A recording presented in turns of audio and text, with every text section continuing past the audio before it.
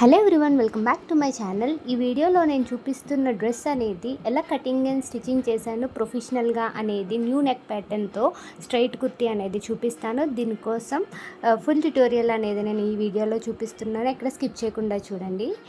దీనికోసం నేను ఫ్యాబ్రిక్ వచ్చేసి కలంకారీ కాటన్ ఫ్యాబ్రిక్ అనేది నేను తీసుకున్నాను 2 మీటర్స్, అండ్ అలాగే లైనింగ్ కూడా 2 మీటర్స్ తీసుకున్నాను. సో ఫస్ట్గా లైనింగ్ వచ్చేసి 4 ఫోల్డింగ్స్ చేశాను. పైనుంచి 1/2 ఇంచ్ అనేది ఖర్చుల కోసం తీసేస్తున్నాను. టాప్ లెంత్ వచ్చేసి నేను 38 ఇంచెస్ తీసుకుంటున్నాను. సో లైనింగ్ అనేది 1 ఇంచ్ లెస్ చేసి తీసుకోవాలి. నాకు ఇక్కడ లైనింగ్ తక్కువ ఉందని 36 ఇంచెస్ తీసుకుంటున్నాను.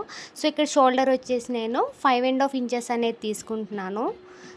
సో అక్కడ నుంచి 0.75 ఇంచెస్ అనేది నేను షోల్డర్ డౌన్ తీసుకుంటున్నాను. అక్కడ నుంచి ఆర్మ్ డౌన్ వచ్చేసి నేను 5.5 తీసుకుంటున్నాను.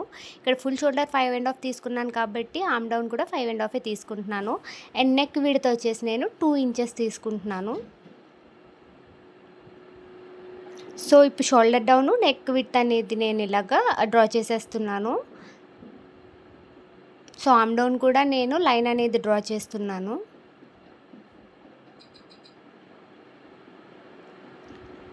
సో ఫస్ట్గా ఏంటంటే మనం 3 మెజర్మెంట్స్ లెంత్ వైజ్ అనేది మార్క్ చేసుకోవాలి. ఫస్ట్ అనేది నేను హిప్ అనేది మార్క్ చేస్తున్నాను. సో అక్కడ ఒక లైన్ డ్రా చేశాను. హిప్ అనేది నేను 18.5 ఇంచెస్ తీసుకుంటున్నాను. ఇప్పుడు చెస్ట్కి వేస్ట్కి కలిపి నేను మిడిల్లో ఒక మార్క్ చేసి అక్కడ ఒక నేను వేస్ట్కి అనేది మార్కింగ్ చేస్తున్నాను. సో దీనికి చెస్ట్ రౌండ్ వచ్చేసి నేను 9 ఇంచెస్ తీసుకుంటున్నాను.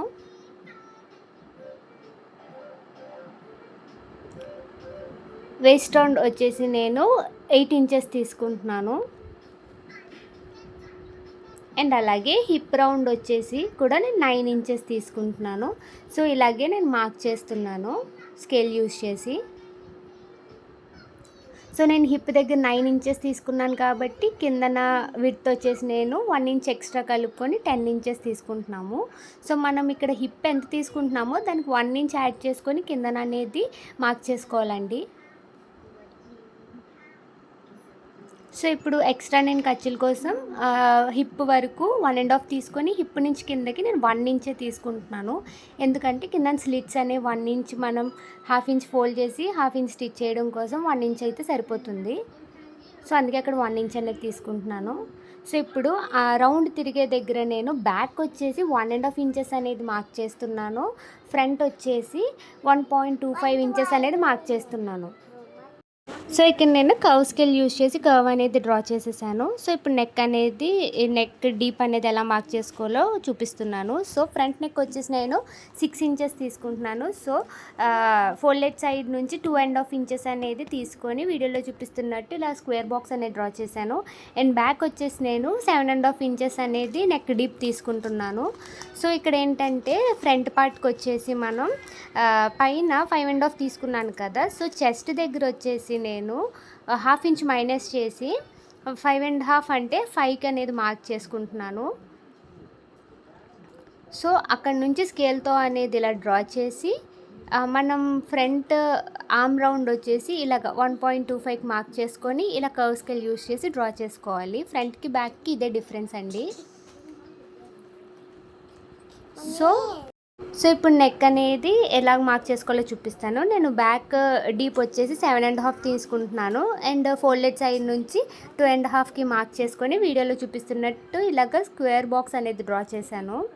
సో అందులో మనం నెక్ అనేది డిజైన్ చేస్తాం. బ్యాక్కి వచ్చేసి నేను కింద నుంచి 1/2 ఇంచ్కి అనేది మార్క్ చేసుకొని కర్వ్ స్కేల్ యూజ్ చేసి న్యూ ప్యాటర్న్ బ్యాక్ నెక్ అనేది నేను డ్రా చేస్తున్నాను. దీనికి నేను డోరీస్ కూడా యాడ్ చేస్తాను.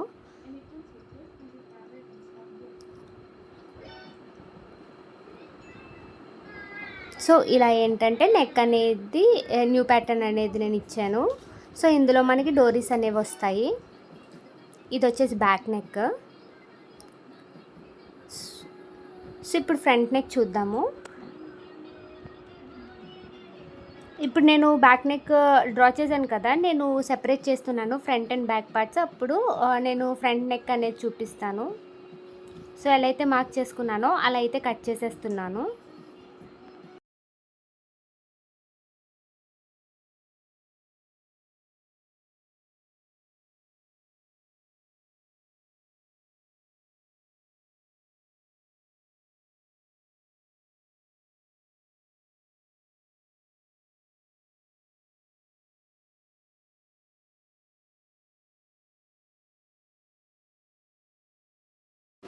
సో ఇప్పుడు ఫ్రంట్ అండ్ బ్యాక్ సెపరేట్ చేసేసుకోవడం అయిపోయింది. సెపరేట్ చేసుకున్న తర్వాత నేను ఫ్రంట్ నెక్ అనేది ఎలా మార్క్ చేసుకోవాలో చూపిస్తాను.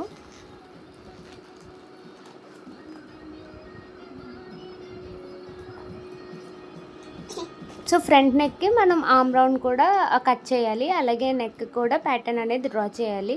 సో ఇక్కడ నేను సెపరేట్ చేసేస్తున్నాను కాబట్టి నేను ఆర్మ్ రౌండ్ కూడా ఫ్రంట్ అనేది కట్ చేసేస్తున్నాను. సో ఈ వీడియోలో నేను డీటెయిల్డ్గా ప్రొఫెషనల్ వైజ్ ఎలాగ కటింగ్ స్టిచ్చింగ్ అనేది చేసుకోవాలో చూపిస్తున్నాను.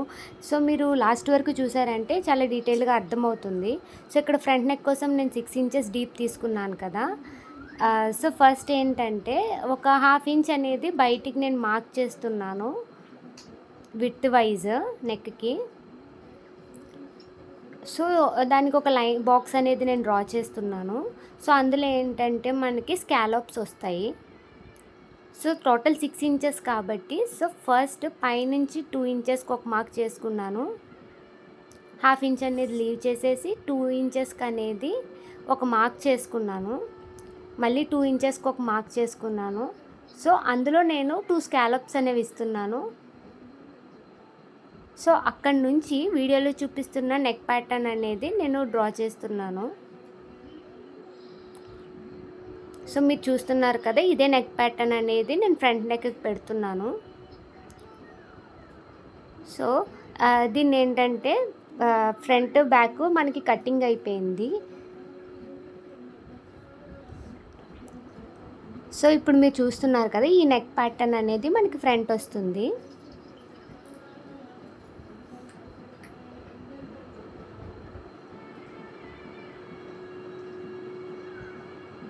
సో అయిపోయిన తర్వాత same as it is main fabrics కూడా ఫ్రంట్ బ్యాక్ కట్ చేసేసుకొని నెక్ స్టిచ్ చేసేసుకోవడమే. ఇప్పుడు మెయిన్ ఫ్యాబ్రిక్ రైట్ సైడ్ పెట్టుకొని దాని మీద లైనింగ్ ఫ్యాబ్రిక్ అనేది ప్లేస్ చేసుకొని నెక్ అనేది నేను వీడియోలో చూపిస్తున్నట్టు స్టిచ్ చేస్తున్నాను. సో ఇక్కడ స్కాలప్స్ కాబట్టి మనం కేర్ఫుల్గా అనేది మనం స్కాలప్ తిప్పుతూ స్టిచ్ చేసుకుంటూ రావాలి అండి. స్కాలప్ తిరిగే దగ్గర అనేది మనం డెఫినెట్గా పాదం అనేది అది సూది అనేది కిందకి పెట్టి పాదం పైకెత్తి మనం ఏంటంటే స్కాలప్స్ నీట్గా మనం స్టిచ్ చేసుకుంటూ వస్తేనే కట్ చేసి టర్న్ చేసిన తర్వాత మనకి నెక్ ప్యాటర్న్ అనేది విజిబుల్ బాగా వస్తుంది. సో ఇలా స్టిచ్ చేసేసాను కదా, స్టిచ్ చేసుకున్న తర్వాత కట్ చేసేస్తున్నాను. 1/2 ఇంచ్ అనేది లీవ్ చేసి కట్ చేసి చిన్న చిన్న కట్స్ అనేవి ఇస్తున్నాను. సో ఇలా చిన్న కట్స్ ఇచ్చిన తర్వాత మనం టర్న్ చేసుకుంటే కొంచెం నెక్ ప్యాటర్న్ అనేది స్టిఫ్గా నిలబడుతుంది. సో అందుకే కట్టింగ్స్ అనేవి చిన్న చిన్నవి పెట్టాలి. సో స్కాలప్ తిరిగే దగ్గర మాత్రం కొంచెం నీట్గా మనం కట్ అనేది ఇవ్వాలి. ఇచ్చిన తర్వాత సో చూస్తున్నారు కదా, చాలా బాగా టర్న్అవుట్ అయ్యింది స్కాలప్స్ అనేవి.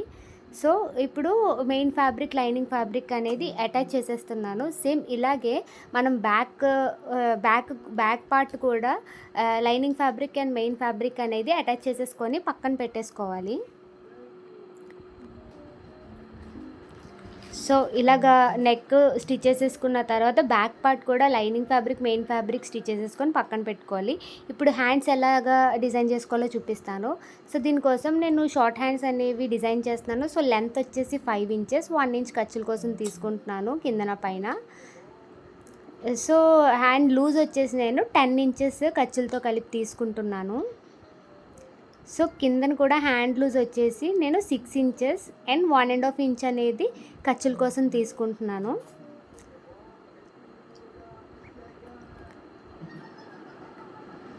సో ఇప్పుడు ఎక్స్ట్రా ఉన్న ఫ్యాబ్రిక్ అంతా నేను కట్ చేసేస్తున్నాను.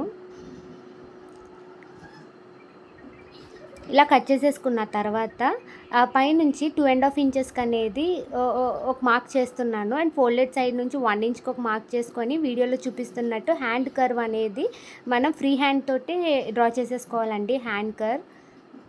సో ఇలాగా డ్రా చేసుకున్న తర్వాత కట్ చేసేసుకోవడమే. సో వీటికి ఏ ఫార్ములా అవసరం లేదు, చాలా ఈజీగా మనం హ్యాండ్ అనేది కటింగ్ స్టిచ్చింగ్ చేసేసుకోవచ్చు.